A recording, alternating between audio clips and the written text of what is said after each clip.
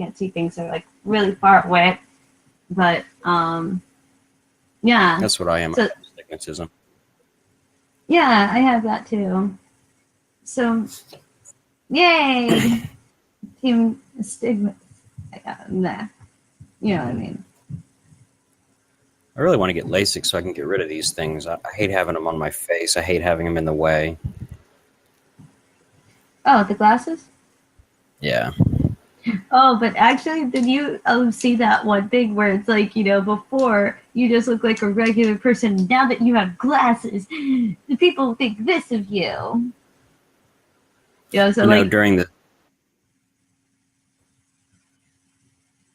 what? the massacres in Cambodia with the Khmer Rouge, they picked the people that wore glasses and killed them first because they tried to get rid of these smart people. They saw them as the biggest threat. That's so stupid. It's like, okay, I'm blind, so therefore I must be more intelligent than you. Well, if you're committing genocide, you're kind of stupid to begin with. Yeah, for sure. Maybe, although okay, I'm not saying that this is right, but I've seen different sides that, argue why genocide is good for like depopulation and stuff and, population control, but I still think it's like wrong to do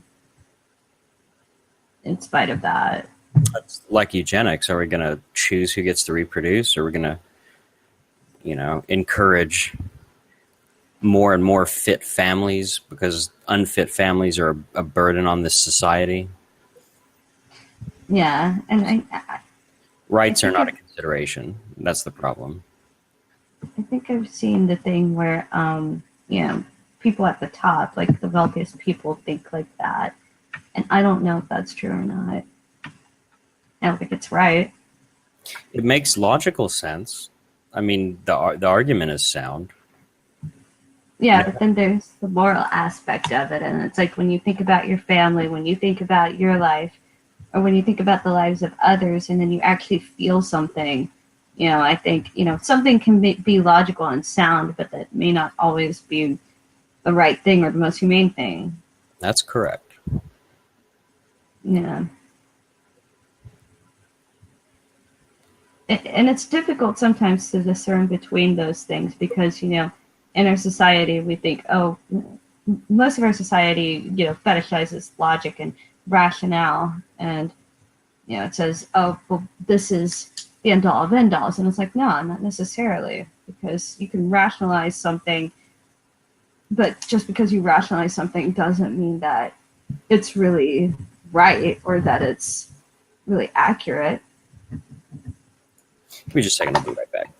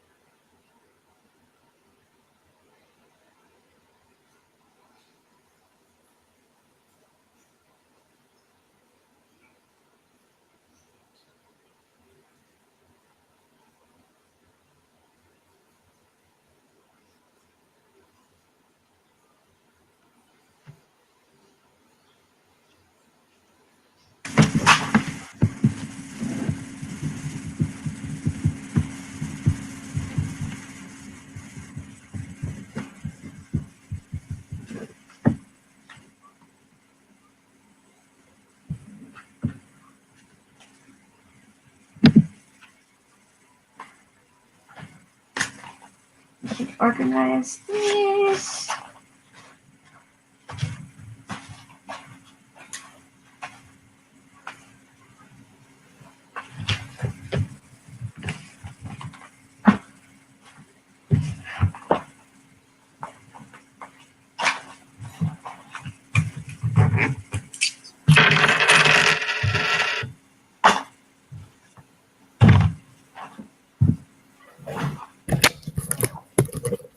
All right. Hey, welcome back. Had to eliminate some liquids. Oh, okay.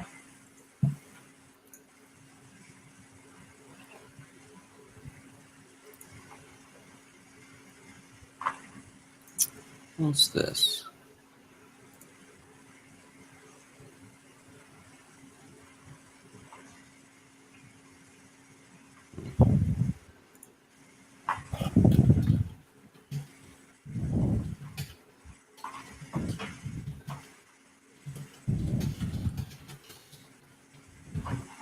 Okay, now I need a more efficient thing.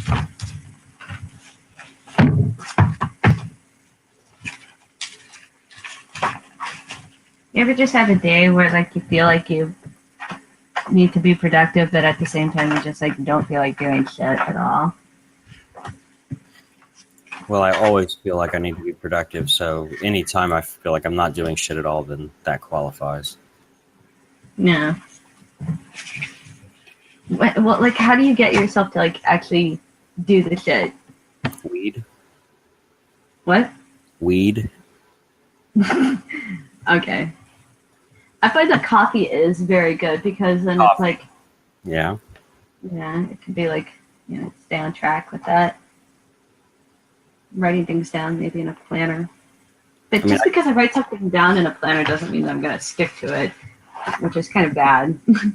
I can have no creative energy whatsoever, be tired, worn out, and then I can smoke a little and then work on music for 12 hours straight.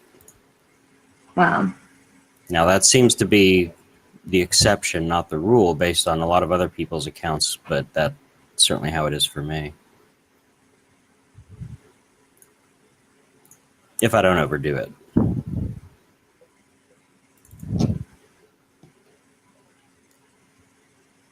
Like right now, I've got to get some progress done on this film score, and not really feeling creative, but I've got a limited amount of time to get it done, so I'm having to force it. Yeah. Well, I mean, it seems like you're very productive as an individual. I mean, you get shit done. That's what counts. And you're very good at it. Seems that you're quite efficient in staying on task with, a particular task. So. I've had to learn how. Really? Yeah. I mean, usually I just sit and I just want to write. I don't want to work through the entire process of completing a song from a production standpoint. I just want to work on new music. I don't want to sit and go through all the boring stuff, but I've had to learn how to be a project manager and all of the boring stuff that goes along with getting shit done. Yeah. It can be kind of a pain in the ass from time to time. Because like you have to focus on like the mundane stuff and get it taken care of. Exactly. So, it's not interesting. Yeah. It's not something I'm motivated to do. But once I get it done and I actually have like an album done and online, that it's like, okay, that makes it easier to see the importance of it going forward. Yeah. You just got to push yourself and you got to see like the end goal and see what it all adds up to, I guess. And it really helps to experience it and know the payoff. And know, because I mean, until I finished an album, it was like, I don't really know how it's going to feel. I don't know what I'm conceptually, I know what I'm working towards, but not experientially. And then once I got one done, I'm like, damn, that was nice. I did that. And so now I have a better understanding, and that makes each production cycle more and more, it becomes a catalyst for each subsequent effort. And I can't wait to work on the next one. But now I have a score in the way I have to get done because I've committed to it. Yeah. I mean, I think it's very impressive that you've made the progress that you've made and you've stuck with it. It's taken a long time. I mean, I was 38 before I finally published an album. I was, 2004, so that'd be what, 20... I was 26 before I finished an album, but I wasn't satisfied with it. It wasn't up to the standard that I wanted to achieve. And so I decided to redo it, basically. Yeah. And that one's still not done. I mean, do you ever just go back and then, like, I'm wondering, like, as an artist, do you ever, like, look at your content and then no matter what, no matter how much progress you've made, no matter whether or not you've come to a point where you think, okay, it's done. Do you ever just like look at it and think, okay, no, it really could use that, like something more, because I want it to be absolutely perfect? In some ways, yeah. But coming to understand how much time is it worth to invest chasing 5% more? Like what I'm trying to do is get on a production cycle of 6 months. So I start an album and 6 months later I release it. And obviously I could probably do better if I put 2 years into it rather than 6 months. But that's one album versus 4 albums. And somewhere you kind of have to find an equilibrium where it's good enough and it's really not worth investing so much more time to get just a little bit more out of it. You got to stop somewhere. Yeah. And that's the hard part. How do you know when it's finished? Well, you decide when it's finished. Yeah. I can understand that because, like, I mean, I'm an artist and I'm a painter, so whenever I'm working on a painting, it's like, you're always going to find flaws with things, and there are times where you just look at it and you're like, fuck, I hate this shit. But then, like, you push past that, and then when it's done, it's like, it's kind of nice. And, some of those so-called flaws are endearing, Yeah. You listen to like Led Zeppelin, there's problems all in the guitar parts. But, you hear them over and over again. They do tend to add an element of character to it, and they're not necessarily problems. They might not coincide with your vision, but, there is some chaotic headroom in there that really does add to it. Live performances are never note for note perfect, but there's something that, and like all my stuff is sequenced. It's all perfect. The timing is all absolutely perfect. And I've come to realize that you actually lose something when it's perfect. So now, acknowledging that, I'm more considerate of having what you might call a flaw. Or a performance dynamic might be considered a flaw, but flaw is inherently a negative term, and I wish there were a better term to use than flaw, or shortcoming, or problem. Maybe it's just kind of like a natural thing, and it kind of gives it, it's like it's not so perfect to the point where it just kind of feels unnatural. It's like, with the level of imperfection, it kind of has a natural balance to it, maybe. Yeah, and that's something that I'm wanting to incorporate more and more. Not the next album is going to be deliberately synthetic and very mechanical, but the one after that, I'm hoping I can make more organic and more lifelike. Yeah, instead of it just being like, processed. Yeah. Where every note starts at exactly the right time. That's cold. That lacks something. Yeah. If anything, my stuff is too perfect, I would say. But because it's so perfect, the perfection of the perfection is in and of itself an imperfection. Exactly. It's inhuman. It's not real. It's not organic. Yeah. I can understand that. Yeah, that's kind of like, that goes back to like almost every single art form. Like, I mean, I've seen like, take for example burlesque. You've got people who take burlesque very seriously to the point where they want it to be perfect, and you have the shows where you pay like $200 just to see them perform, and they're very perfect, but it feels so impersonal and kind of staged, almost too mechanical, kind of. Yeah. And so you want that kind of natural feeling. And then like the place that I like to go to, they don't like charge you that much to be there. In fact, like there's like a $5 cover when it's like a serious thing. So that's pretty nice, actually. Add them comedies like that where they'll just kind of wing it and make it up as they go, and that's some of the funniest stuff there is. Yeah. Like there's a scene, let me see if I can find it real quick. There's a show. You ever seen Curb Your Enthusiasm? Yes, I have. Have you I seen the like it. terror attack episode? I didn't, but I'd like to see it. Here. There's nobody in the room to aggravate, so. Yeah. This is ad lib. They made this up on the fly. They just left the cameras rolling. This is not scripted. My brother told me, but I am not supposed to tell anybody. But you know, I had to. Was going, you know. Until My girl, she I had to walks tell out you. is scripted. I'm getting out of town. I'm going to Vegas with my boyfriend. Oh my God. I advise y'all to do the same. What kind of attack? Attack, Larry. Anthrax, a bomb. I don't know. You know, it could be something crazy. Who knows? And this is They said it's like 90% sure that something's gonna go down.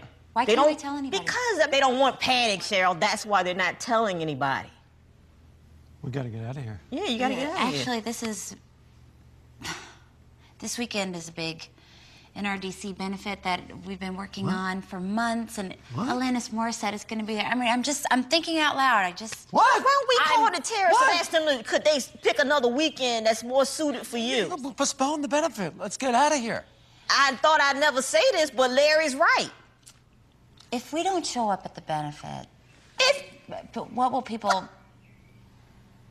I know. Okay. Look, I did my part. Okay. You're my friend. I had to tell you. Thank you. I'm going to Vegas. Okay.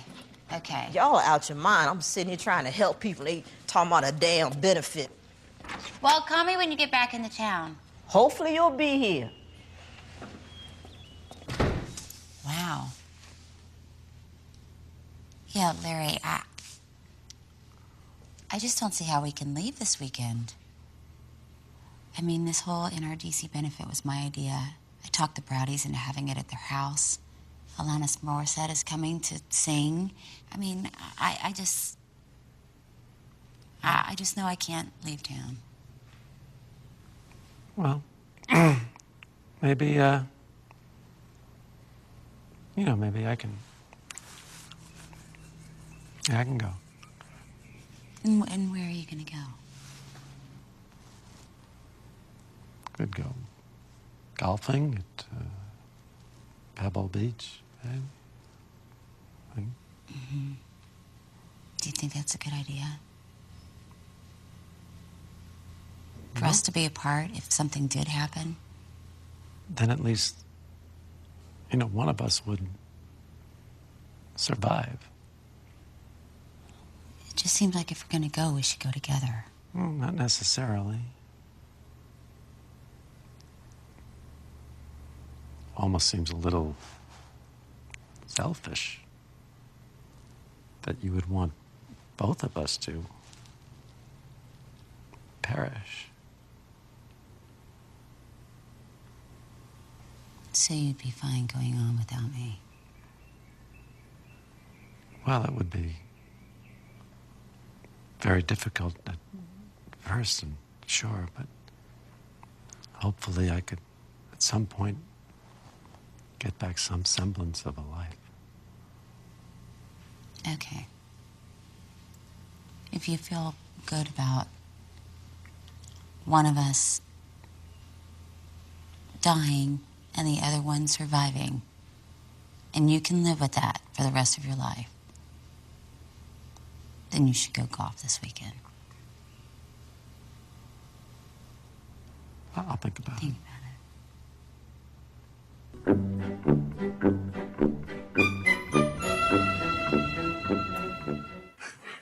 Yeah, they I'd just like to get back some semblance of a life. I can so relate to that. they just made that up as they went. It wasn't scripted. It wasn't perfect. It was just improvised. And there's something to that lacks, or that's lacking when everything is perfect. Yeah, it kind of has a human quality. Dude, I think her name's like Barbara something, or maybe I just know her as Barbara from like another thing. Yeah, I think I know her as Barbara from another thing. But she was in The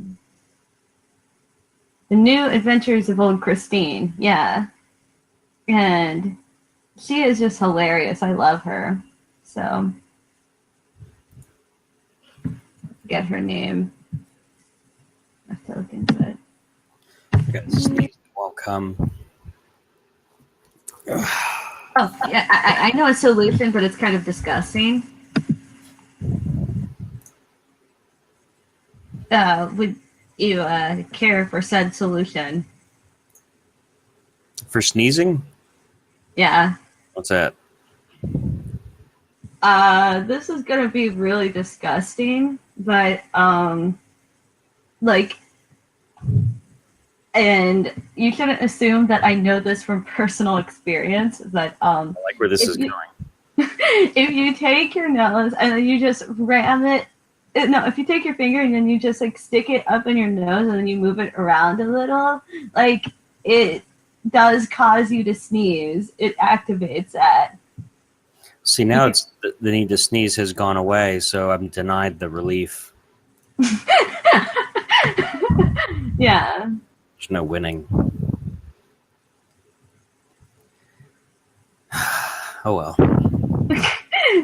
Life goes on. If that's the worst thing that happens to you today, then I think you're in good shape, quite frankly. Well, the day is still youngish. Yeah, you have yet to deal with like crazy shit. It's like really crazy shit.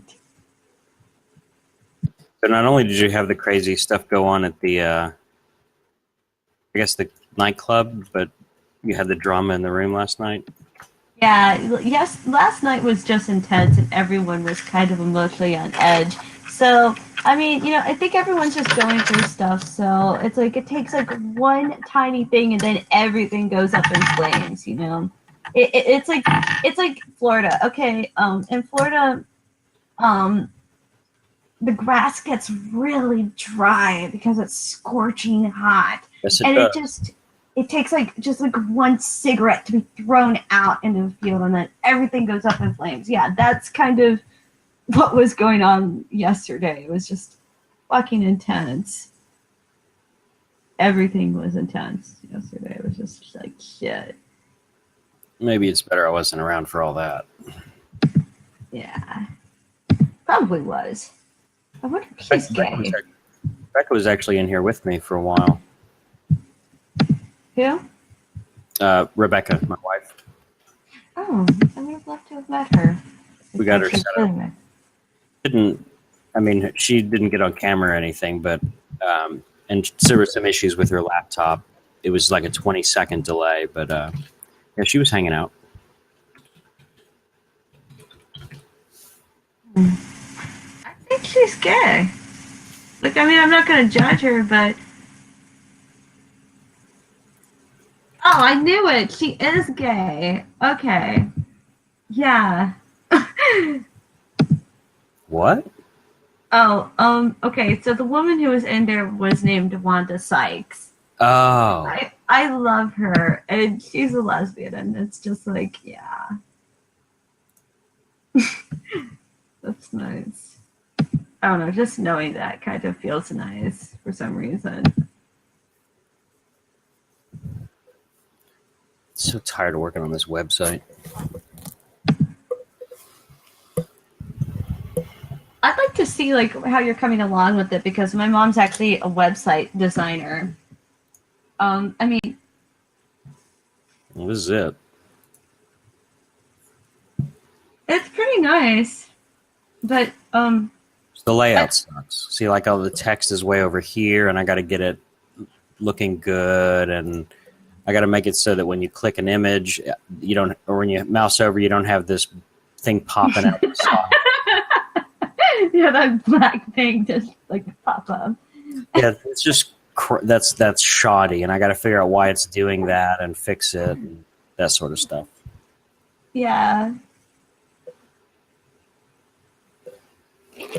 Okay, can I show you my mom's website or? Yeah. Okay. Let's see.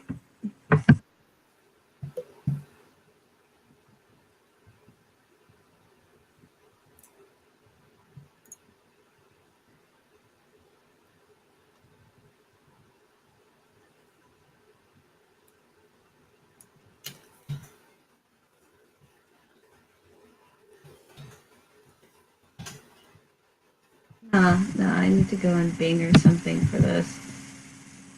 Fucking shit. should be able to complete it. God.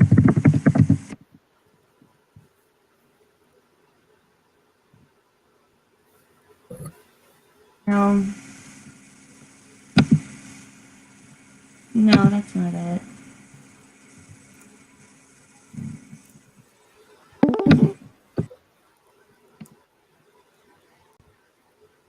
John! John. Hello. Hi. Oh boy, we have the extra logic here. Okay, I'm not gonna show Oh it to man, you. Jeremy and I fucked Kestrel up the other day. Yes, you did. Oh, I think I found it. Did I find it? Yeah, I hope he doesn't have any hard feelings. I'd like to show you. Was that video linked to the point where he said like rockets don't fly in space or something like that? Yeah, what he said, what he actually said was that he heard people say, which is a weasel word. It's a way of presenting a concept without committing to it. Right. Chloe's going to show me something here real quick. No, I'm just gonna show you. Like, I'm just gonna send it to you because, like, I don't know. I want to keep it like kind of private. You know, it's my mom's stuff. It's like some people, but I don't know you very well. But I don't think like you're a serial killer, Jeremy. I mean, I think I would know. I John wouldn't and I doubt that. He and I are like a duo serial killer team. Okay. Like, I get paranoid, so like that might scare the shit out of me, and I might be like laying in bed at night tonight and be like, you know, I heard a noise. Is that Jeremy and John at it again? The two JJ teams. I'd never heard anybody that doesn't deserve it. Next time I talk to him, I'm going to make sure to keep it above board and be very friendly. I don't want him to think that I'm out to get him or something, because that was sustained, and we gave him no slack. I mean, Kestrel just is so nice. Like, I mean, I love him because, you know, I mean, he went out of his way to take care of me after, like, I just was crucified today. So he was good to me. So he actually cares. I don't think you necessarily get slack for that. I mean, if you're trying to fake logic, I mean, you're going to get pounded by logic. Yeah, did you watch the videos, Chloe? I did. Yeah, I thought it was kind of a sad experience, quite frankly. We were trying to establish very simple principles, and he kept bringing in, just like with the Michael guy, the analogy I used about somebody's chasing you down an alleyway and you're pulling trash cans in their way. Well, the trash can's not part of the discussion. Right. You're bringing it in. Like, I want you to, like, I want both of you, I've wanted this now, so now I've gotten my wish. My wish has come true. I want both of you to, like, I don't know, just, like, logic the shit out of me. Because I need it. I need some logic in my life. You would have to come in and be like exceedingly assertive about some nonsense in order for it to bring me into that mode of thinking. Okay. And my mind went straight to the gutter there, so yeah. You know, even though I can do it, it's not something I generally enjoy. And when somebody's coming in and conspiracy theories in this case, I've been there, done that. So don't try and sell me on something I've already been through. I'll go there and I'll start saying, well, how are you evaluating these claims? What is your reasoning process? You know, because if 99 out of 100 people say one thing and 1 out of 100 say something else, and you're seizing on the one person, then you're abandoning consensus. Why? What's your reasoning for abandoning the consensus? You may have a good one, but I'd like to understand it. So I would like to start a discussion about something that I think is an important issue in this country, and I think that we should do something about, and I've thought about it for a long time. I think that in order to be in the presidential office, you definitely should take a psychological evaluation. And the reason I say that is because in most jobs, especially like other jobs, like they do like these, you know, personality assessments, they do like these psychological evaluations because nowadays we've had like people go in and just do all these mass shootings and, you know, at their jobs. And so people don't want that. So what they do is they'll give you, you know, a psychological assessment to see if you're a good fit, but also so that you're not like fucking crazy and you're going to go and shoot everyone up someday. And Probably do. like just like with the FBI or any other government program that actually has control over people, you probably do have to take a test to make sure that you're mentally sound. I've researched this though extensively. There is no current psychological evaluation or any test or anything for the presidential office. So anyone, like a schizophrenic, could go in, and if the voices are saying, "Let's go to war, let's go to war," obviously the powers that be that are in control will probably have to monitor that. But at the same time, it could have some negative side effects if it hasn't already happened already in history. Well, there's a reason for checks and balances, and that's one of them. True, but the president can't just say, "Let's go to war." Have you seen the Trump administration as of current and what they're doing? Yeah, I mean, they're trying to pass like a bunch of bullshit bills, and now they're trying to take off birth control, and women are outraged by that. And well, from an economic standpoint, what I'll point out is that if and I'm not saying this to try and defend the Trump administration by any means, but just looking at the problems we face, any actual solution is going to mean a lot of shit taken away from a lot of people, because it's going to require austerity to such an extent that no sector would be untouched if anyone were to actually pursue fixing the problem. I mean, you're talking about basically shutting down 90% of what the government engages in and then engaging in massive slashes to everything that's left. Everybody would be pissed off. Nobody's going to vote for that. Mm-hmm. So, plus, moondogs. Moondogs? Yeah. Yeah, moondogs. Or moon bears. Moon bears. Yeah. We want to distract from the real problems. Yeah, sure. The analogy that I use to describe, at least economically, our problem is that you make $30,000 a year and you're $2 million in debt with a 30% APR on your debt.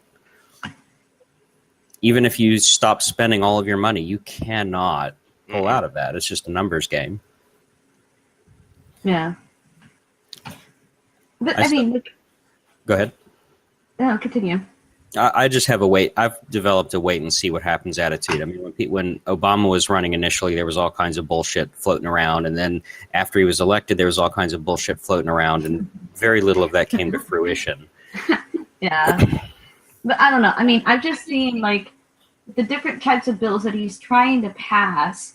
And it's like people aren't even paying attention. And like he's trying to slide them in and get them passed as soon as possible. And some of them, I think, are like, well, I can't say that they're a violation to the Constitution, but I can say that some of them are, in a way, a violation of people's, personal rights, such as birth control, and cutting that out. I mean, that's just like. Well, there is a distinction between a right to access to birth control and a right to it being given to you. That's the distinction between negative liberty, where the government's not in your way, and positive liberty, where the government is intervening and enabling and providing for you. Those are two different things. Yeah, I definitely think. I think a good example of, I mean, this is always the case with every president. What I think is funny is when the ACA was being passed, all the Republicans were like, they didn't read it, they don't know what's in it, and the Democrats were silent on that point. Yet when it comes to the inverse, when Trump's in office, it's the Democrats bitching about they didn't read it, they don't know what's in it, and the Republicans are silent. It's just partisan bullshit. Mm-hmm. Yeah, and people like to bitch about the liberals too. And like, this is kind of off topic, but maybe it's kind of on topic. But it's like, the Republicans are bitching about how horrible the liberals have been. And I'm not going to say that we are acting good, because in a way the far left has acted poorly in this country. But to be fair, after everything people said and did during the Obama years, I mean, it kind of seems like there's a lot of blatant hypocrisy at play here. They're talking about what happened with Kathy Griffin, for example. I mean, obviously this is a red herring in the grand scheme of things, and obviously this is really important in our society, but it nonetheless is an issue in our society, and people do pay attention to it. So What I usually refer to when it comes to this stuff, the partisanship, is teamthink. It's more important to either side on balance, not at the individual level per se, but it's more important that one's own team win. Yeah. Any particular policy or anything be enacted. It's kind of like a form of, watching a football game or trying to turn the political spectrum into a football game instead of actually seeing, it's Hegelian dialectic in effect. You've got you got the antithesis and you got the thesis, but you're not paying attention at all to the synthesis. But then in a way, you also have the antithesis of like some bullshit problem and the thesis, which just repeats itself in this cycle of just bullshit problems. And it doesn't get anywhere. And so, it's just this bickering back and forth of, one side against the other. And it's bullshit. There's very specific. I can't think of too many examples where the Republicans gave Obama credit for anything or the Democrats are going to give Trump credit for anything. But I can think of specific examples in any administration where they did some really nasty stuff. Mm-hmm. I mean, Bush Jr. got rid of habeas corpus. Obama got rid of due process with the Defense Authorization Act of like 2010 or something, where they can, if they deem you a terrorist, they can like strip you of citizenship and throw you in jail without due process. I mean, the government period does that shit regardless of the party, and nobody really pays attention to those details. Yeah, that's a good point. Nothing's more dangerous than governments. I mean, John, you may know this. What's the death toll at the hands of the Russian and Chinese governments in the 20th century? 120 to 180 million of their own people? Something like that? That's not a surprising number. I wouldn't be surprised if that was it. Yeah. Yeah. I mean, pick a disease and you're dealing with the same level of lethality. Yeah, due to war and due to also involvement and the incarceration system. I'm not even talking about war. I'm talking about them killing their own people. Yeah, like let's talk about the incarceration system too. Like in the United States, the incarceration system just seems like a business. And if you take a look at the statistics of it, do you know how many? Like, I kind of want to bring race into this because I think if you take a look at the incarceration system, you'll see the statistics about different races involved in that. And I think that, it's obviously a business in our country and it's disgusting in my opinion. And that's also a very complicated issue if, when you bring race into it, because someone can say, look at how many black people are criminals, therefore black people are bad. That's a very simplistic, overly reduced way to approach the subject. You're not taking disenfranchisement. It's a long way to approach the topic. Yeah, it basically you have an end you want to support, and then you'll grab the statistics that you think reinforce your conclusion, and that seems to be the way most people approach things. And the way I see it is that those statistics indicate like something deeper, not just like the people. Not just like, a particular race is wrong, but it also indicates, how our society operates, how people who are sectioned by the districts, are put into like different locations and they have, yes. Well, not just gerrymandering because that pertains to like the political thing, but I'm talking about like, different districts where people are forced to, and people have been forced to reside there, and the predominant minorities have been in those poorly taken care of districts. And see, I want to see a change to the voting system. I want to see the approval voting or instant runoff voting given a shot and see what happens. Because if you can jerk the duopoly out from under the Republicans and Democrats in like any way, I would expect there to be some significant improvement in the way things work. I mean, if I wanted to run for president, I would have to pick one of those two teams just by default. And that's a lame way to go about it. Yeah. And you also have like a divisive thing going on right now. See, this is the thing. Like, my generation has talked about this before, but my generation got fucked big time by the older generations because we came into this, we didn't have any representation. We're not having any representation, yet we're old enough to vote, and I think that's crappy because that's bullshit, for one. Two, you know, the election clearly exemplified, you know, a lot of different factors that are wrong in our political system. For one, you know, we've got a bunch of old fucks who are in office right now who don't really represent, you know, anything for the youth. Even Bernie Sanders was old as shit. It's like, you know, no, we don't have anyone really relatively close to our age who's actually interested in the political system, who actually wants to represent us. And two, like, we've got the bipartisan system, and we recognize how much bullshit that is. And so I think my generation is a particularly defiant generation in and of itself. But yeah. What are your thoughts on the topic, Jeremy? Well, there is always something to be said for experience and wisdom.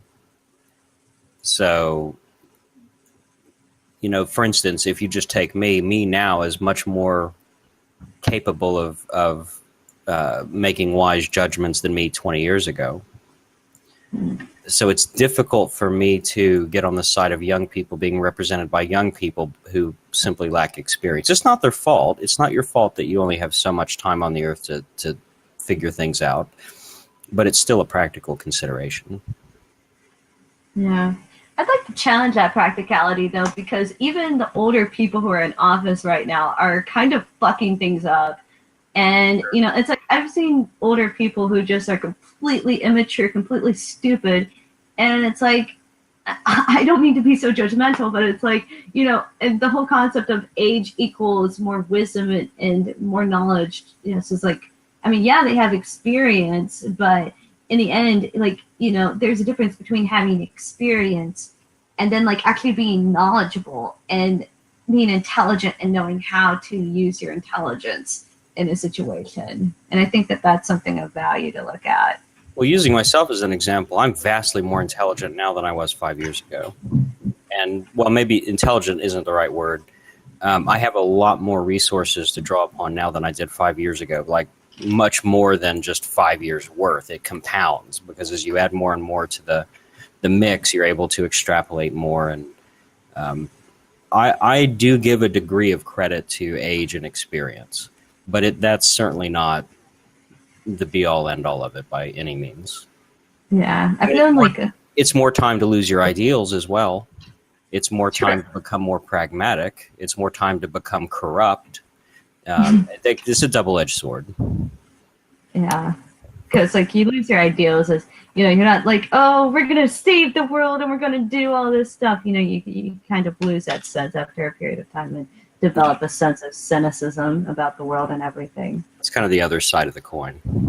But I mean, I don't know. I've known some cynical people who've experienced life and everything, and they've been like much younger than me, and they're like incredibly intelligent. And it's like, you know, honestly, I think they could probably do a better job than the old fucks in Congress right now and in office who are just, you know, talking and debating about shit and just going in circles and nothing's getting done, you know? Well, nothing you want to get done is getting done. A lot is getting done. Yeah. I think that's a good point to make. I'm pretty standoffish about politics at the moment.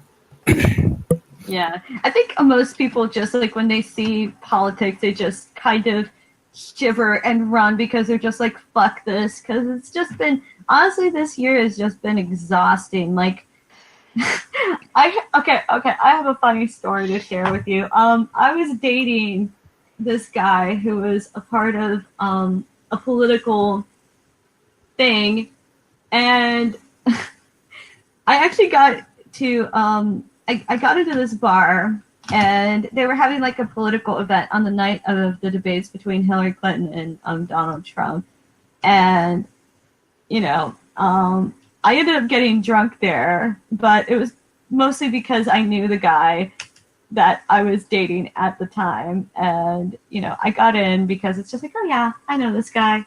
That's how I'm here. And they're just like, oh, cool. And then I talked to people, and, it was a very liberal thing. And it was definitely like a liberal movement, but it was kind of a funny story. So, yeah, I guess that's kind of the inherent value of dating, because, when you date someone, then, you can kind of, you never know what opportunities can arise from that sort of experience, I guess. So, It's funny. I never really dated the way a lot of people date. Out on a lot of that. I think date is a nice word for the interaction I was having with this individual at the time, so I'll leave it at that.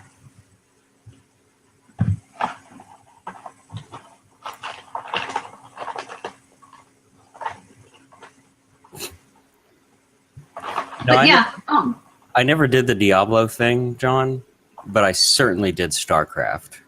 Yeah, I did both. I loved StarCraft. What are you guys sending back and forth that's interesting and I'm not seeing? He put a link in the chat. What? Oh, oops. Okay. mm-hmm.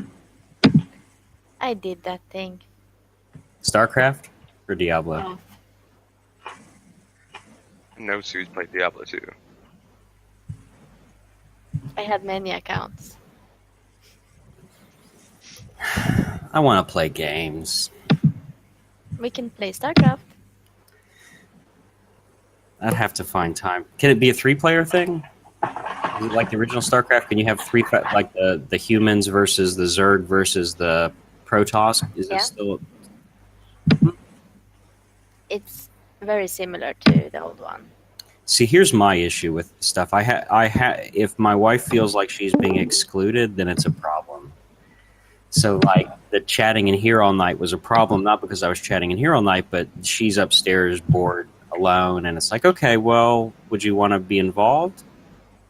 And when she perked up a little bit at that, I'm like, okay, that's how this will work. And the same goes for games. Oh, like that she can join if she wants. Is that like the thing?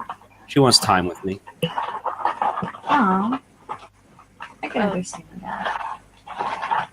We played World of Warcraft for a long time, and the only reason I even bother with it is because she seemed to express an interest, and I'm like, oh, a game you'll play. Okay, well, that makes it more interesting to me. We could So- play It's StarCraft. still not working. Oh my god. Oh, What? What's not working? hello. Yes. Hey. Hello. Welcome. Plug in my thing. Oops. John, have you talked to V? Yeah. Did he get in Oh, trouble? not since the.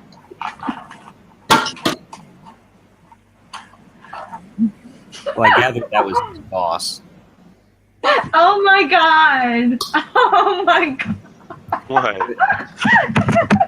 Either that was his boss or that person reported something to his boss, because he said in the chat something about his boss and being in trouble, although not in a lot of trouble, and I was just wondering what came of that.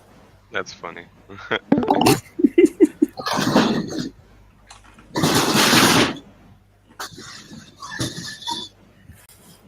Holy shit, I'm on dying? camera and there's people talking to me? Uh-oh. Uh-oh.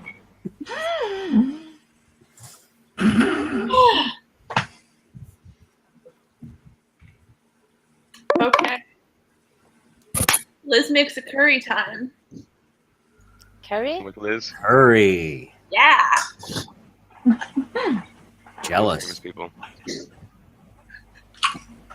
You got good Indian food out in Vegas? Good everything food in Vegas. I guess that makes sense. Depends on if you know the right spots. Do you Like have a there's this Korean burlesque barbecue. troupe? Yeah. There's There's this Korean barbecue place that's like fucking awesome right down the street from me. No. I said, do you have a burlesque troupe? Yes, we have burlesque stuff. Yes. Probably a lot. Awesome. Yeah. I think it would be cool to be a showgirl. No. So she's gonna make curry right in front of me. God damn it, man. Well, it's been for a long time. So. Her butt's gonna be on the camera. I got some leftover vindaloo upstairs. Vindaloo. But Tuesdays are wing night, so I can't eat anything until my wife rescue stuff. Holy. Can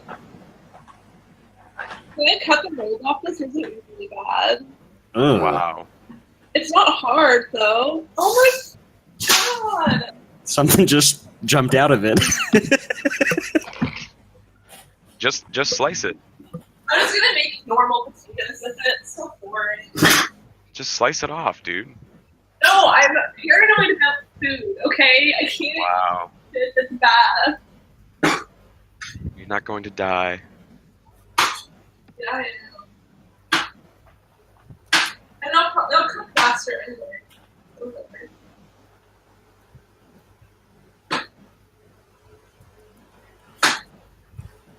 Alright, I need to take a nap. See you Okay. kids. See you later.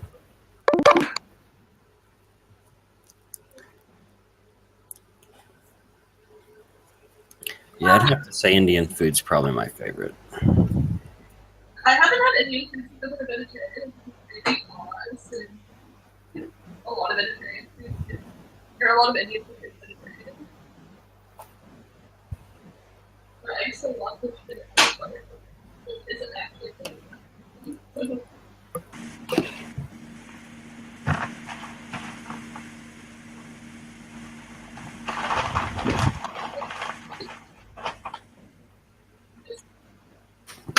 Chloe's eating in front of us too. Who is? Chloe. That's good. Dude, what? Nothing? I've literally never. Oh my god. They're so good. So, Jeremy is not.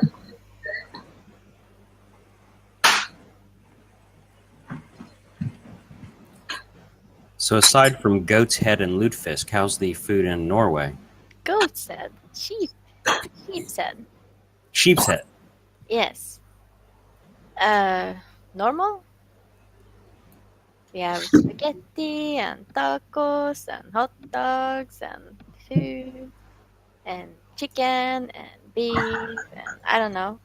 Other weird shit we eat. Okay. I've never had the sheep's face. That's a good thing. But I might eat Who it. is this? Hello. You're That's, pretty. Hey! Courtney. That's Courtney. The Courtney? It's the best part. The best Courtney by far. What's her MBTI type? ENTP. Okay. Okay, so did I already do that? I don't know if I did that. Yes, I did that. Okay, I need to highlight that. Okay, so let's see.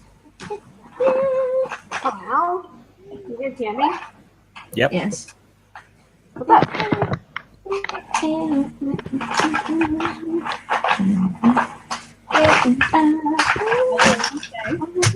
Oh shit, I just dropped a lot of shit. God damn it.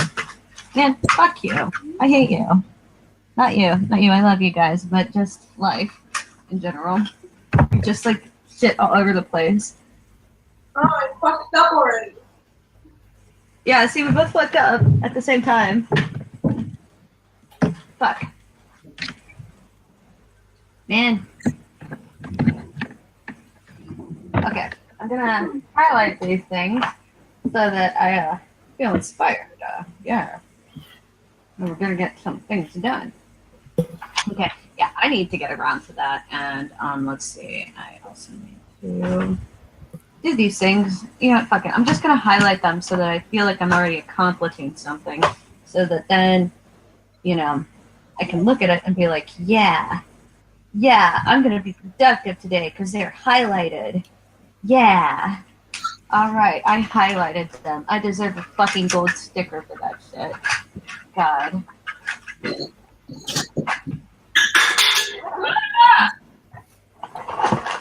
You ever just do something and you're just like, yes, I deserve a gold sticker for this?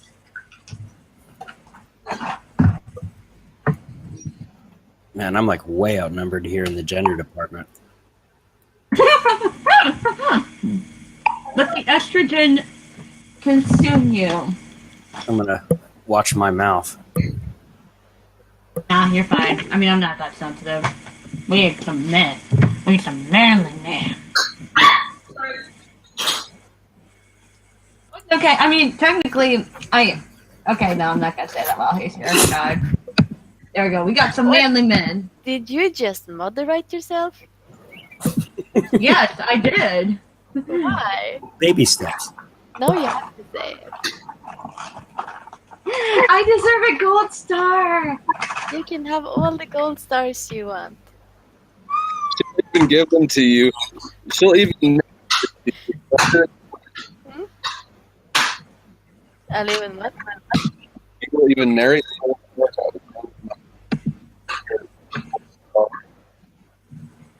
Gold star. What's happening? Did you do something awesome? No, I couldn't hear what you said. Something about I will. I missed you. I missed you. Aw. Check out this new person. What's burning? I need to organize this shit. Her name is Courtney, and she types as an ENTP. Haven't really talked to her yet. She's the moving around type of ENTP too, I see. The tail spinning Eric, it looks like.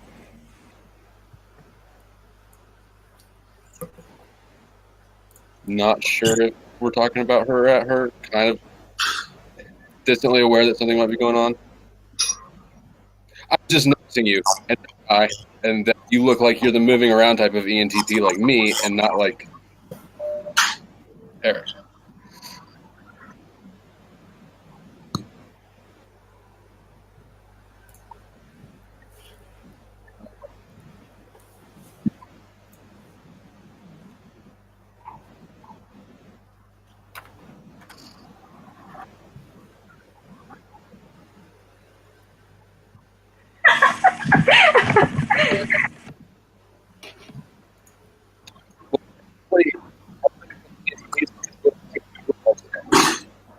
You got some audio issues, Taylor. Because I've got a fucking Chromebook. Wasn't a criticism, it was just letting you know.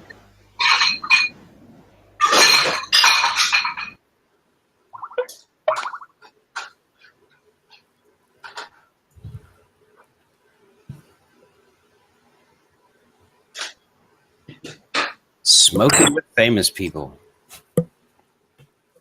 Cooking with famous people. I'll put you guys like somewhere where you can actually.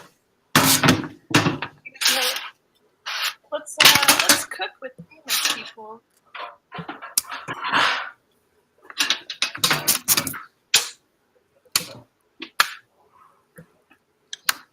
Can you see what I'm cooking?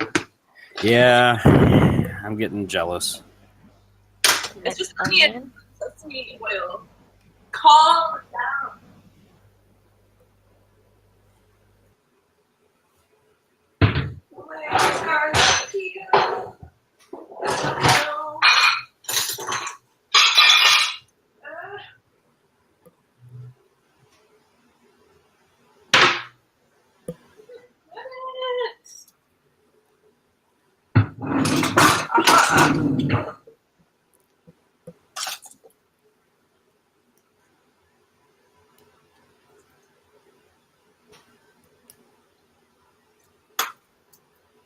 The SI Polar is teaching everyone else to SI. How do you feel about that? Yay! We appreciate your efforts. Oh shit! And today, with Cooking with